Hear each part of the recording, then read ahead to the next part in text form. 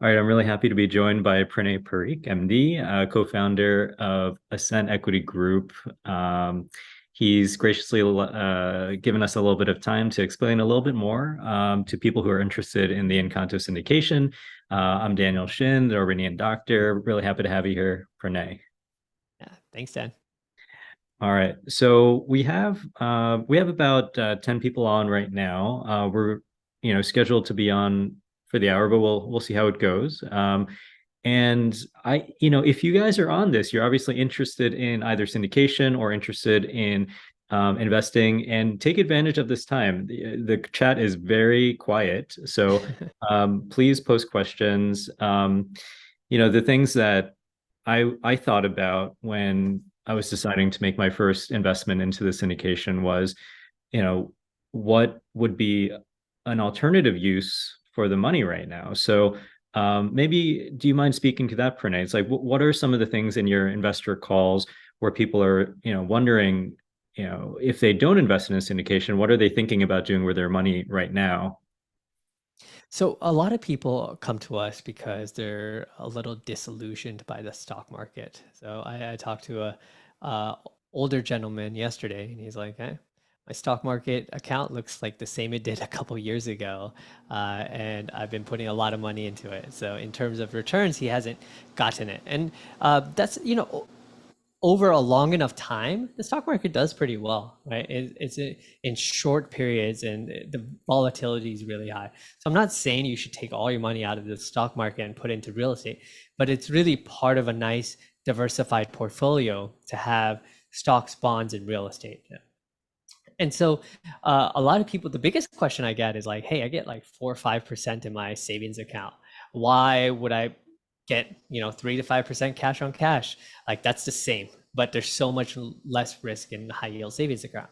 That's definitely true. But what was your high yield savings account interest rate a year ago, right? If it was like mine, it was like 0.3, 0.4. So just as quickly as it went up, it can go down. And it's not an investment, it's a way to store money. So if what you're trying to do is store money, then it is liquid, meaning you can change it and use it as you like.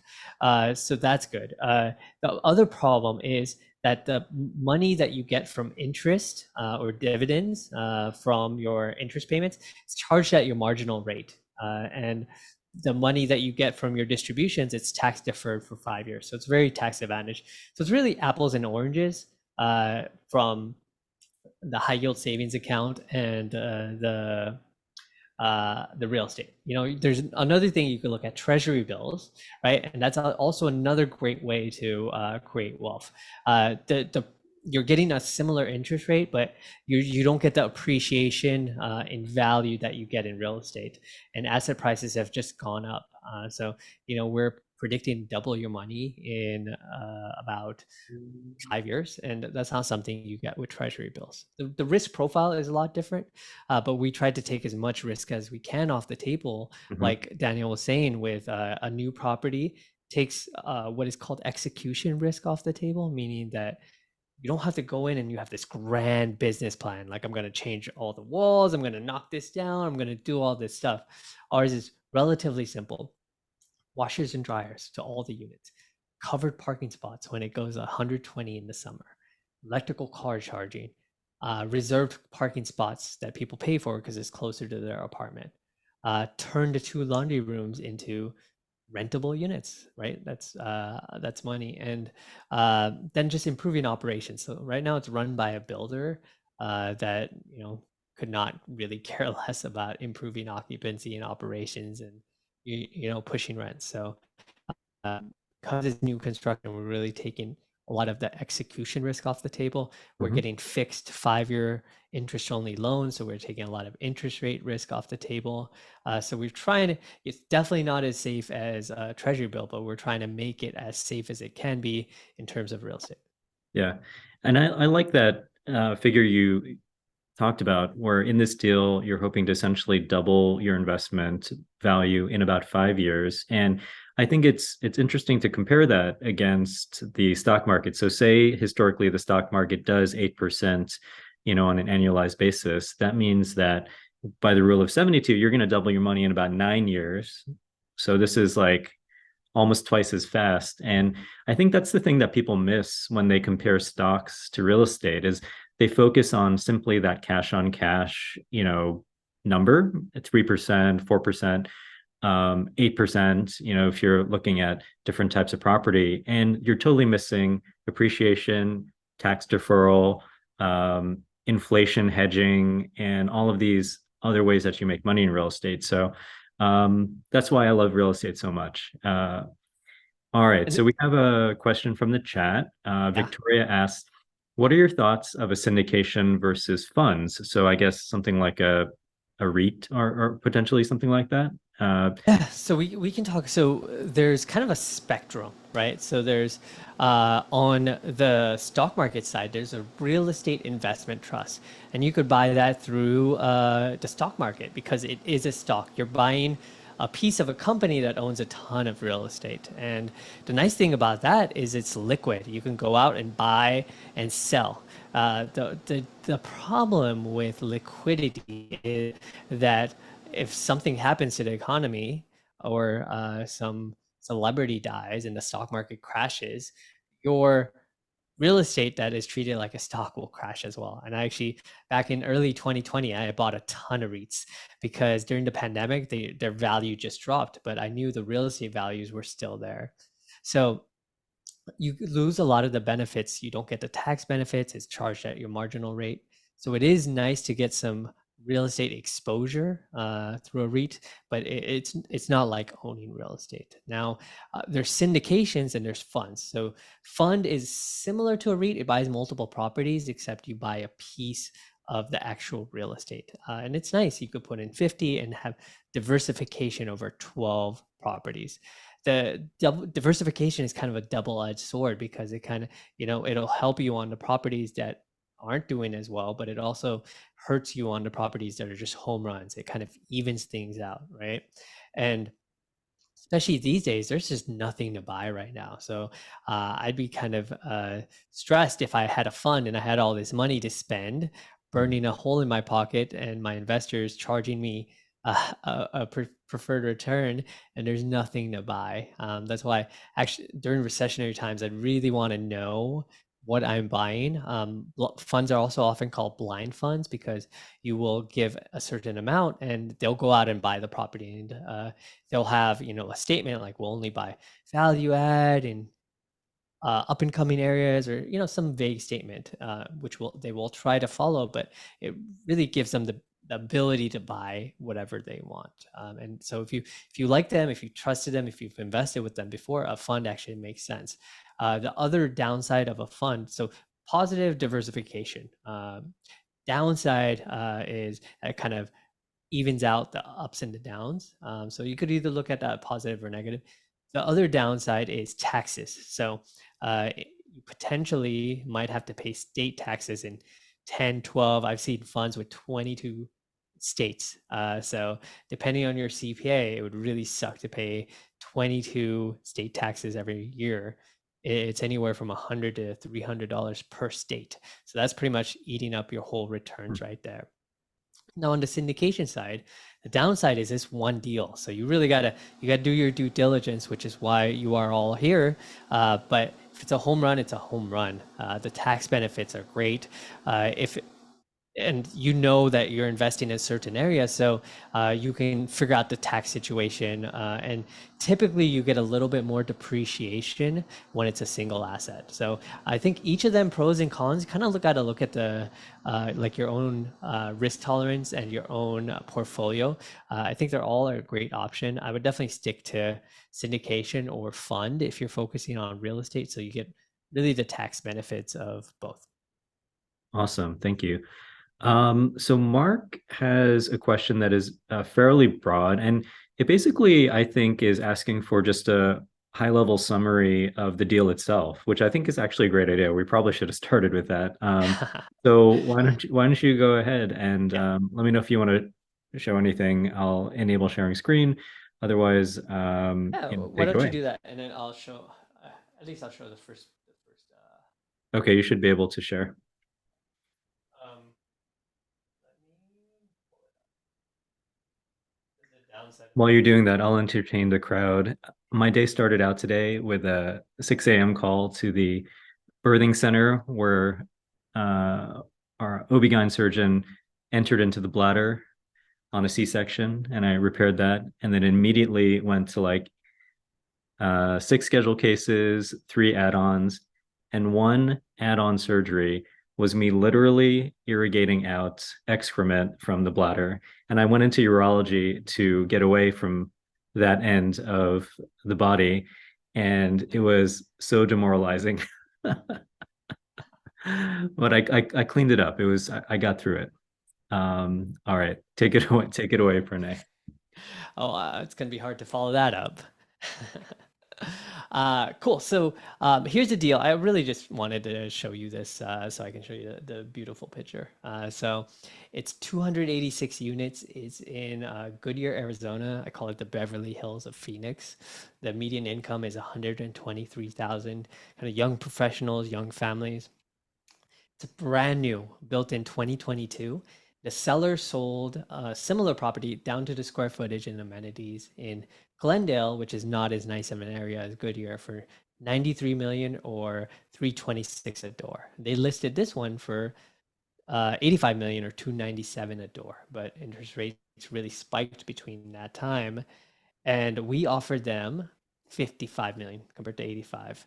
And it took us a while, but we whittled them down to 222 a door or 63 and a half, which is basically what it costs to build this. So it's 286 units. It's studios, one bedrooms, two bedrooms. Because it's brand new, there's really not much for us to have to do in the property. It's beautiful. And we are buying it for 222 a door. Someone asked about the cap rate. So the cap rate tells you what, depending on how you look at it, it's kind of it's the net operating income divided by the purchase price, right? So you want the net operating income to be as high as possible, and you want the purchase price to be as low as possible, right? So you want to buy at a high cap. You want the opposite to be true when you sell. So you want to sell at a low cap. That means that when you're buying, you want to pay less per dollar of income. And when you're selling, you want someone else to be buying at a lower or higher dollar per income, right? So we are buying it for a 4.57 cap. The reason that's a little funky is because the seller is a builder. They don't know how to run this property. They have it not stabilized, meaning the occupancy is 87%. We think we could get that to the high 90s, like relatively easy. So if it was stabilized, the cap rate would be around 5.3, which is amazing for new construction. The average cap rate, meaning lower is better, is 4.57. So that means people are paying more for dollar of income than we are, which is awesome.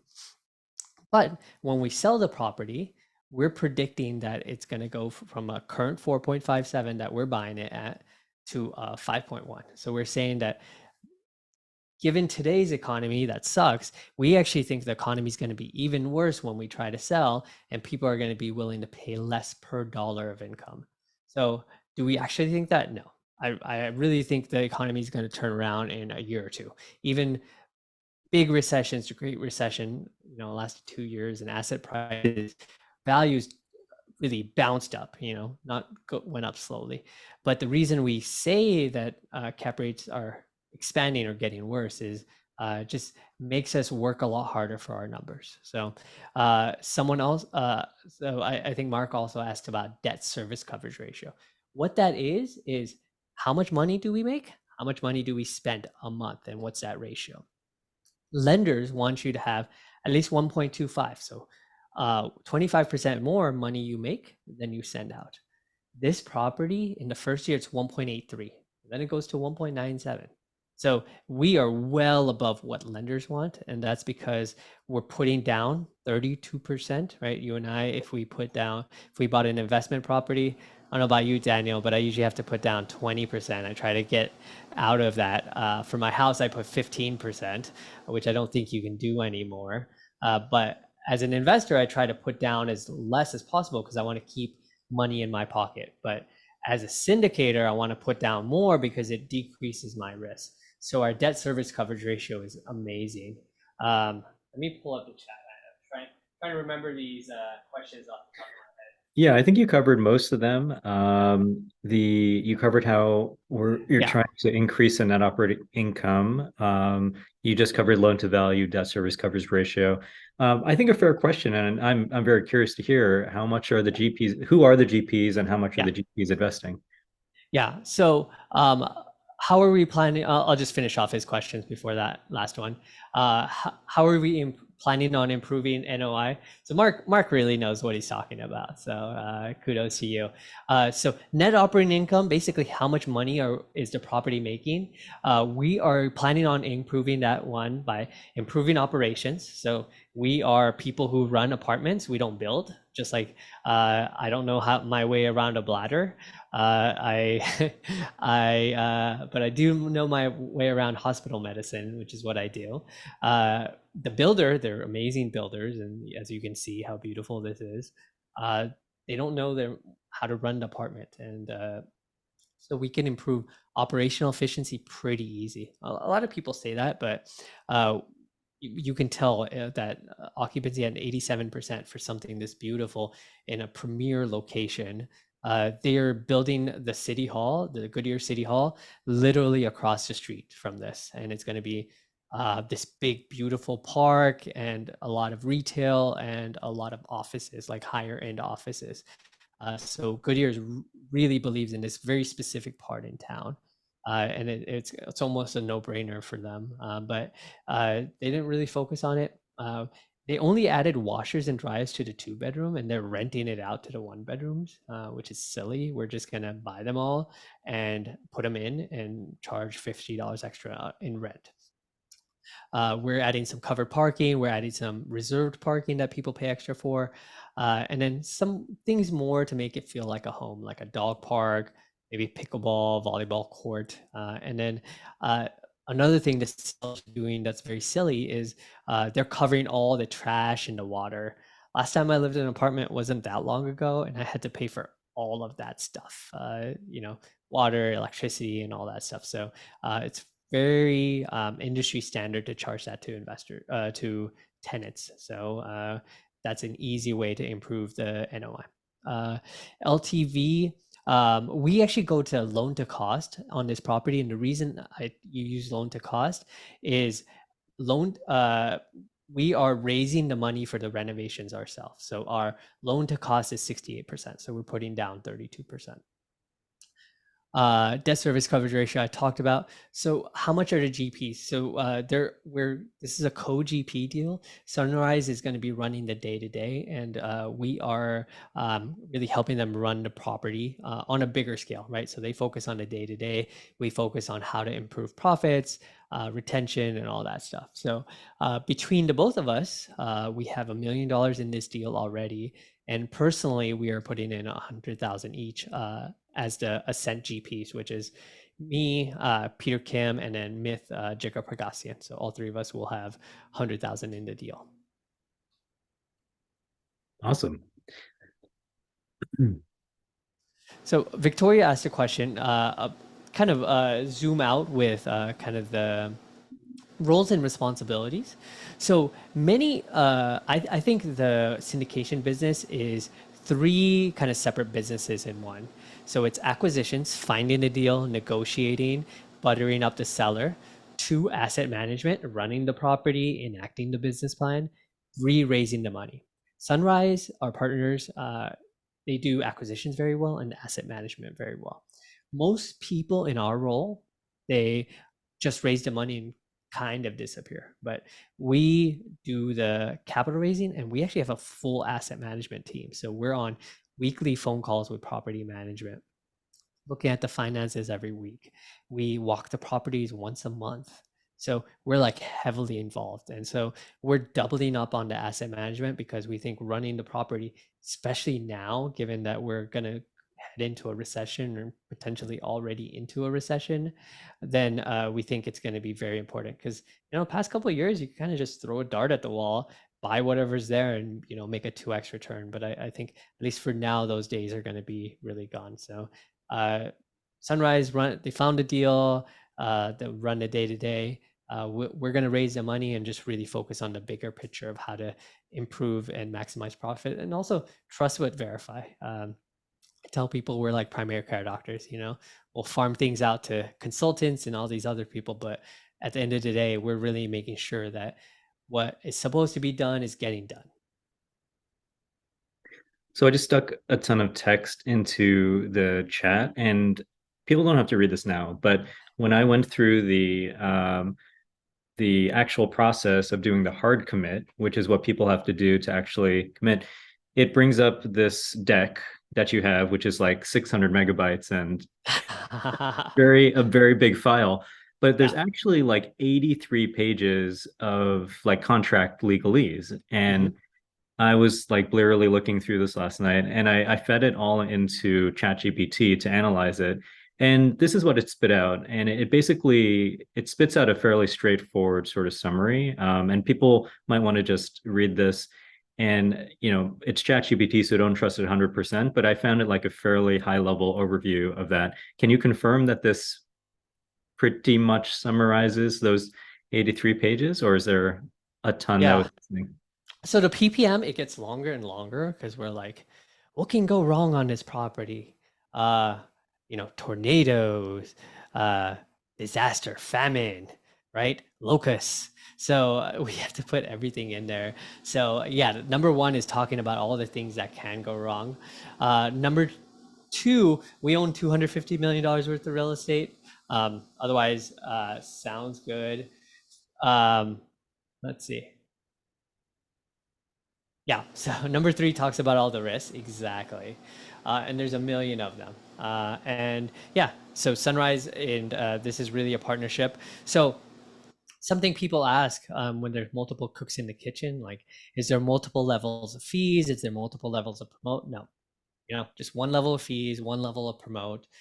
So money flows from the property, 8% to you, followed by all your money back, 8% per year, then all your money back. Then you get 75%, and we get 25%. And Daniel, we're working on trying to aggregate your investors. So we got a couple of them already, but if we hit 250, then we'll bump it up to 9 pref and 80/20. Nice. I hope we can hit that. Well, let's Yeah. see. Um, One thing, was there anything in the deck that you wanted to highlight that maybe we had missed in the earlier chat that we did, Pranay? Because I did have one question about sort of some of the maps later on if we run out of things to talk about here. Yeah, let's just kind of go through this briefly and give me a second to move stuff out of the Oh, way. let's give preference to the questions though. So Yeah. while you're pulling stuff up, Victoria asks, would you mind if I ask how long Ascent has been investing and have any of the Ascent GPs been through prior recessions? Yeah, so great question, Victoria. And a lot of people will apologize for asking me stuff, and especially hard questions, but this is your money, right? You have to be an advocate for yourself, just right, like just like the patients get the best treatment at the hospital are people that are advocates for themselves. So never feel like you're being a burden to talk to someone. So Ascent has been around for 3 years. We've been relatively young, but we've all been investing uh, personally. Peter's been doing like 10 plus years. I haven't been in attending that long, but I've been doing 5 plus years. And unfortunately, in the past 10 years, I think we've been through a couple recessions. More importantly, we always partner with people that have had multiple exits. And in this time, it's Sunrise. So we have personally been through recessions, but Ascent itself is relatively young, 3 years old, and we're expecting our first exit later on this year. But I think one of the benefits in being relatively young is kind of thinking outside the box. And, uh, you know, I can give you a quick story on that. So we were looking to buy a property in January of this year, working with a firm that's vertically integrated, which is the gold standard in real estate, meaning they do everything in house: construction, property management, everything. And so just because we always do this, we walk the property ourselves. We looked at the comparable properties all surrounding an area, and we realized that one property just was so much nicer than the one we were buying. So we reached out to the people who owned it. We're like, hey, we're a bunch of doctors, we're investors. Could you tell us who you guys use as the vendor? And we sent it to the vertically integrated group. And long story short, we found out that this other vendor was $600 cheaper per unit with a much higher scope, a better quality of stuff. And had we gone through with that property, unfortunately, it didn't work out. But we would have hundreds of thousands of dollars. So I think being from outside of real estate actually is to our favor. But we always try to partner with someone because there's nothing you could do to beat experience in something. So we think we kind of bring best of both worlds. So Mark is talking. So Mark, right here you can see the. Yeah, you're welcome, Victoria. So Mark, you can see the return metrics right here, 13 to 15% in IRR, and that's net after all our fees and everything. 5-year hold period, and we expect to hold that long. The downside of a fixed loan is that the government doesn't want their money back because they spend so much effort on the front end vetting you, doing all this stuff that, if you give them their money back in 3 years, they're like, okay, thanks. Like, we still expect these interest payments to come in regularly. So what they do is they charge you a prepayment penalty. So we expect to hold it for the full 5 year. And Did here you? you can see, go ahead. I'm not seeing a change on my screen. Oh, you don't see, oh, did I? Oh, what happened? I think maybe do you I- have it open on multiple screens? Because I see your mouse moving now. Oh, do you see, is it blank? No, I see Cabana Encanto. Oh, what do you see? The first page of the deck. Oh, oh, wait. It says it's paused. Oh, wait. But I see your mouse moving, so I think you're active there. But Okay. For some reason it paused, so let me unpause it. Okay. Sorry about that. There you go. Oh wait, it's paused again.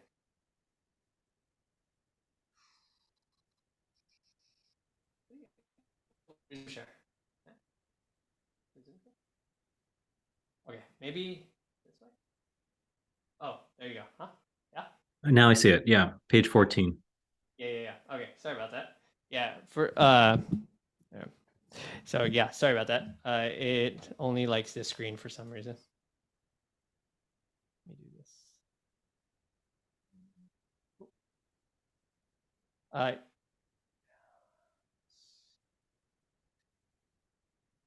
say get 2 screens, you're gonna love it.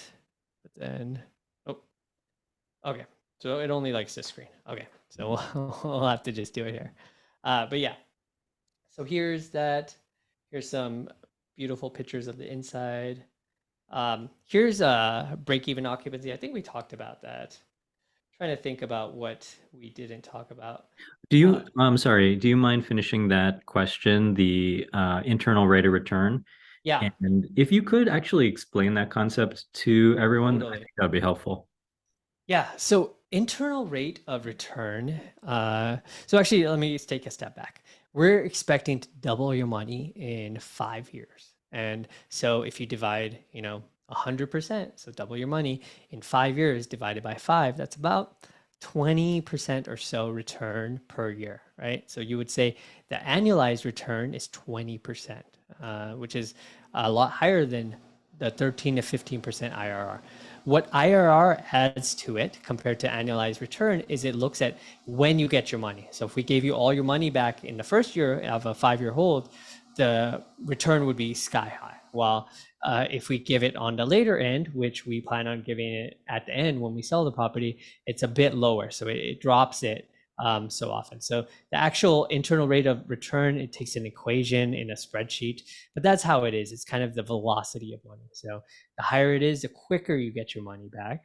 And the lower it is, the longer it takes. It doesn't really take into account how much money you make. That's why it's really important to take it into account with equity multiple. And equity multiple is just how much of a multiple are you going to make of your money? Fantastic. And then that IRR is not taking into account any tax savings that some people might be able to access, right? Yeah, and this is so. I actually had an investor break this down for me, and it blew my mind. So she gets a K1 from her partnership.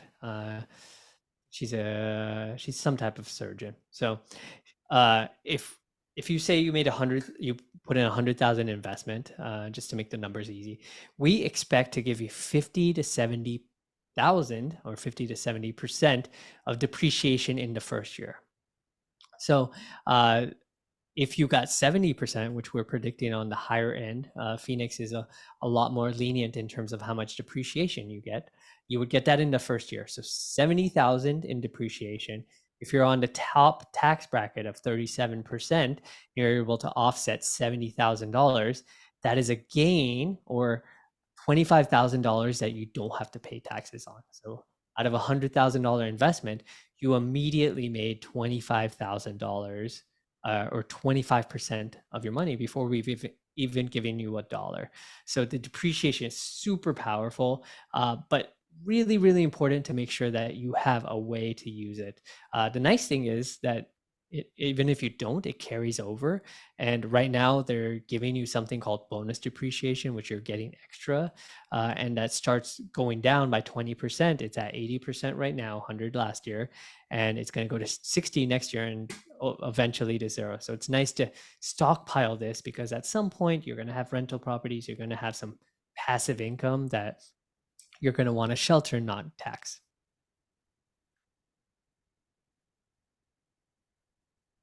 Okay, great. Let's see. Okay, Victoria, this is a good question, actually. So Victoria says, if the property isn't yet stabilized, how is there already a positive cash flow of 3 to 5% in the year one? She's asking, is this a Ponzi scheme, basically? Yeah. So it Okay. is not stabilized. Stabilized is a very specific term, meaning that it's over 95% occupied. So if it's less than 95% occupied, it's not stabilized. I can tell you, so we're getting a $21 million discount on this property. If this was stabilized, we wouldn't get that at all. And that's kind of the nice thing about when we sell this property. Once it's stabilized, we have this whole new type of investor that wants something that's very safe, that is relatively brand new. So it makes the pool of people that will buy this property a lot bigger than it is right now. So, but it's 87% occupied right now. So it's already making money. And our PSA, our service agreement to buy this property, says that they have to have it at 90% before we'll take over. So they can't put any funny business. They still have to run it in a reasonable way. But we think the first check, like it's already making money. First check's going to go out in a couple months after we take over this property, and we think we can get that up to mid to high 90s pretty quickly. Fantastic. I want to thank everyone for putting in these questions. We have some more time left on the schedule here, so please keep on going. Let's utilize this time and access to Pranay. But while people are thinking of questions, do you want to anything else you wanted to highlight in this deck? It's a really beautiful deck, by the way. Was this put together sort of by a third party or Yeah, yeah, very expensive third party, but it looks great? she is amazing. Yeah, she used to work for Marcus and Mailchimp. They're like these very big institutional players, and now she does her own thing. She's awesome, and one of the best decks that I've ever seen. Yeah, Yeah. absolutely. Yeah, Victoria asked about managing development, property management directly. So there's kind of three groups in this. So Sunrise, they found the property, they're going to do asset management. We're going to raise the money, we're going to do asset management. And AMC, who is actually the property managers, they manage 134,000 units across the US. And more importantly, they manage three other Cabana properties. So they really know how to take this product and make it hum. So Sunrise and us, we're going to be managing the property manager together. They're really focusing on the day to day, while we focus on kind of the higher level. A good way to think about it is if you're a primary care doctor and you're working in clinic 9 to 5 every day, and of course you're going to take home notes, like you don't have any time to really focus on bringing in more patients, getting better billing, working on new insurances and all that stuff because you're so busy doing. So because they're doing, we're able to really focus on the bigger picture of stuff. So planned hold period. Oh, I saw that already. Yeah. Victoria, you're asking great questions, and Yeah. you're like one of the two people asking questions in chat. So I'm very happy for you to take over the chat. So one big thing to think about right now is capital calls. So I know operators who they're doing capital calls on 35% of their properties. A capital call, what it is, it means say this property is humming along, and 2 years later we'll be like, "Hey Daniel, wouldn't it be nice if you didn't lose your investment? I need an extra 20 grand." Right? For the same returns, actually for worse returns because you're putting in more money into the deal. So we have never done a capital call. I tell people we're allergic to them. It doesn't mean I never will do them. I never say never, but I'm going to try my best to never do them. And specifically for this property, we really tried to make sure that the chance of doing it is really low. And that's why we got a cash flowing deal. So if the property makes enough money that it covers all its expenses, has a very large cash reserve, actually has two very large cash reserves, and we could send 3 to 5% and a percent higher every year after that to our investors, then we have a bunch of buckets to reach into before we ever have to go and ask our investors for more money. Awesome. I was wondering if you could go into a little bit more about the geography of this, because when I was looking at the maps, it looked like it was sort of on the edge of developed land in this suburban part. But it sounds like they're reorienting this town with the city hall and everything Yeah. to this location. So I was just hoping you could just show us a little bit of that. Yeah. So you can see right here, right? So here's another apartment. This is the building itself. These are brand new built to rent. These are 3 to 4 bedrooms, and they're like $4,000 or $5,000 in rent. Here is actually where the city hall is going to be, and then a bunch of retail. So you can see it actually here. This is what they're going to build: a bunch of retail, offices, bunch of green space. So the city of Goodyear is spending a fortune redeveloping this area, and I think eventually there'll probably be some more apartment complexes in this area. But when more stuff comes, it's just going to increase the value by a ton. And I think new construction is going to be a little limited in the area. There's definitely going to be new stuff coming live at the end of this year and early next year. But after that, it's going to be really dry. And that's for a couple of reasons. One, anything that's going to come live in 25, 26, 27 has to be starting built right now. And construction costs are through the roof. I mean, we're buying this at cost, right? The builder would are probably losing money doing that because they lost 5 years of their time, right? And that's because of material, supply chain, labor shortage, all the stuff you hear about. It's all amplified in construction. Two, the people that lend to construction projects are small regional banks. Right now, they're busy not failing because construction is expensive and risky. So you need to have a vested interest in the area. Three, even if you were able to get a loan, it's going to be like 15%. And it's impossible to make those numbers work these days. And number four, and this just became true 2 weeks ago, Phoenix just passed a law that says that if you are trying to build a new construction, you have to show that you're going to have enough water for the next 100 years. I don't know how you do that. So I think while people are going to figure out how to comply with that law, the whole market for new construction is going to be frozen, and so it's going to uh, constrain the supply. So it's going to have more demand for people to come to us. I thought about this area sort of in general, and one of the things was like, oh, water, because you read about how this whole area is running out of water, and then you read also, I also think about just like climate risk. It's like who's Mhm. going to want to live someplace where it's hitting 120 degrees in the summertime, 100, 125, 130, in 10 years. But in the last time we talked, you mentioned that that's not the life cycle of this deal. It's more of a 5-year term hold. So is that something that you want to comment on, just like short term versus long term climate risk, all that stuff? Definitely, definitely. I think, you can't just put your head in the sand for that stuff. The one nice thing is that you don't really have to worry about natural disasters in the Phoenix area, which is very nice. You don't have to worry about snow.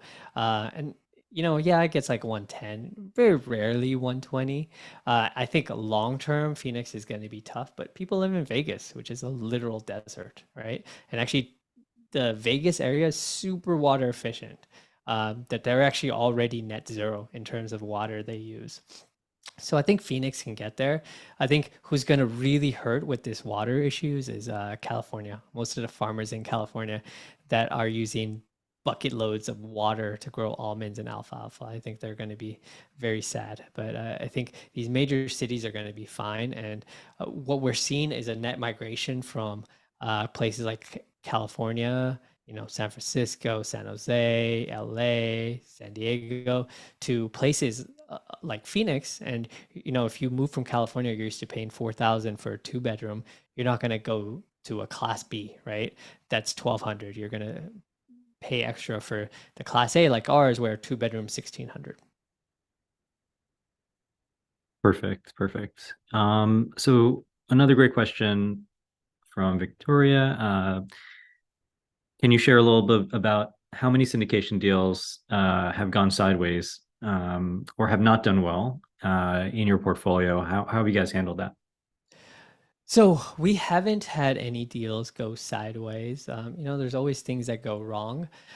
We had to buy a rate cap. So one of our properties, we got a 3-year loan, but a 2-year rate cap. And it was because we got the loan a little bit better. Now, hindsight is 2020. We should have got the 3-year rate cap. So we were watching the rate cap go from a million, 1.1, 1.2, 1.3, just hoping that it would start dropping. But we realized, and then one day Silicon Valley Bank dropped, right? It crashed. And we reached out to our banker, called him like, hey, how much is your rate cap right now? And he's like, you want to give us money?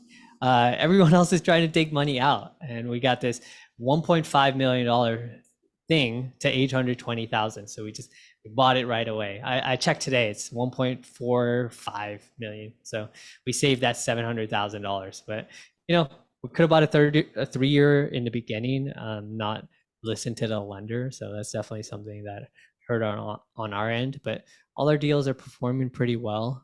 So no real complaints right there.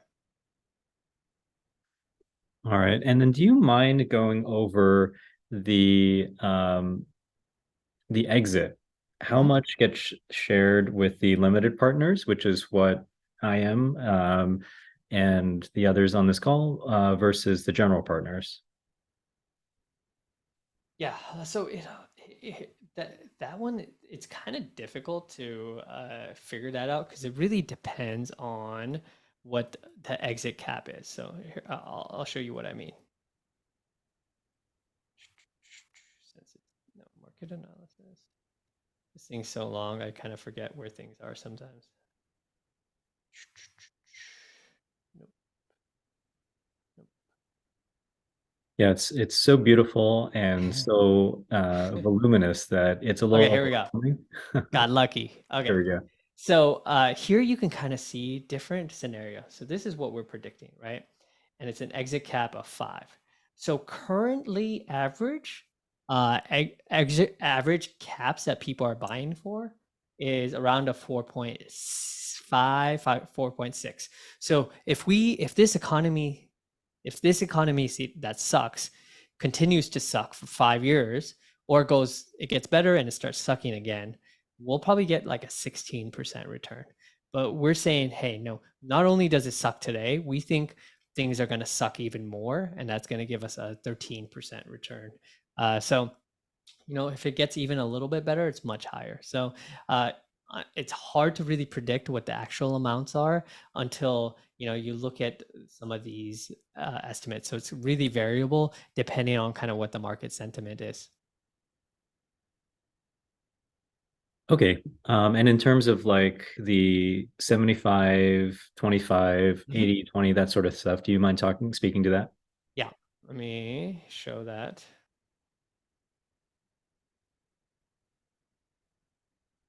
So we'll send this to everyone. I have a compressed version that I can send to everyone, so you I don't don't know if really I've need. ever been to Phoenix. Does it actually look like that, or are those like heavily color corrected images? Ah, it's very orange and brown. Okay. Yeah. So here's how it works. So the waterfall is how does money flow from the property to you as the investor. So up until 8% per year, you get 100% of the profits, followed by 100% of the profits until you get all your money back. And then you get 75% of the profits and we get 25. So a lot of people ask how we get paid. That's how we get paid. And that's really on the back end because we don't hit that 8% till kind of the close year 4, year 5. And if we don't hit 8%, then it rolls over. That means next year we owe you 11%, for example. Now, if you all, so that's at the minimum, which is 35,000. Now, if you all combine uh, to 250 or more, I'm bumping the 8% up to 9%. And it's not here, but I'm going to change the 75, 25 to 80, 20. So that means, you'll get 9% per year, all your money back before we see a dollar, and then you get 80% of the profits and we'll get 20%. So it's kind of how it works. Perfect. Well, this is a good question, and then I think we'll end it there. So, asset management fees, acquisition fees, etc. Yeah. Victoria, really quick, I asked ChatGPT the questions that you should ask a syndicator, and these are all part of that list. That's really funny. So there's a couple fees. Unfortunately, real estate kind of takes a lot of effort and money to run. And as I showed you the waterfall, we really don't get paid for 5 years. So there's a couple of fees. There's an acquisition fee, and that is helps us cover all the costs of finding the property and all the properties that we tried to find and spent all this money and it didn't work on. Number two is a startup fee, and that helps us create the legal structure, the documents, and the finances, accounting, and all that stuff. So the way to look at that startup fee is kind of the asset management fee for year one. Starting year two, um, where we decided to really try to minimize that fee, and that fee is unique. Normally, you charge your asset management fee according to how much you invest, so it's 2% on your full investment. Instead, we're looking at how much rent are we collecting and charge 1.75 of that. So as you expect in the beginning, that fee is a lot lower, and even at the maximum, it's only 1.75%. And typically, people will have a construction fee, general partner fee, all these other fees, but we've really tried to limit it. These are the only fees in the property. There's a refinance fee, which highly, highly unlikely that we'll get a refinance, but it's in there because refinancing with the government just sucks and costs a lot. But really, those are the only three fees. There's no dispo fee, which often gets charged at the very end to sell the property. So there are some fees, but we've really been trying to be thoughtful in how we try to limit them while still keeping the lights on. Okay. Well, thank you so much, Pranay, for your time. I really appreciate you spending the time and answering these questions. And I will basically trim this, I'll package it up and put it on YouTube for my audience to take a look at. So thank you very much. I hope it was helpful for everyone. And thanks everyone in the chat and participants for coming and joining us live. You'll be able to review this later on if you want. Thanks, everyone. All right, thanks. Gonna end it here. Bye now.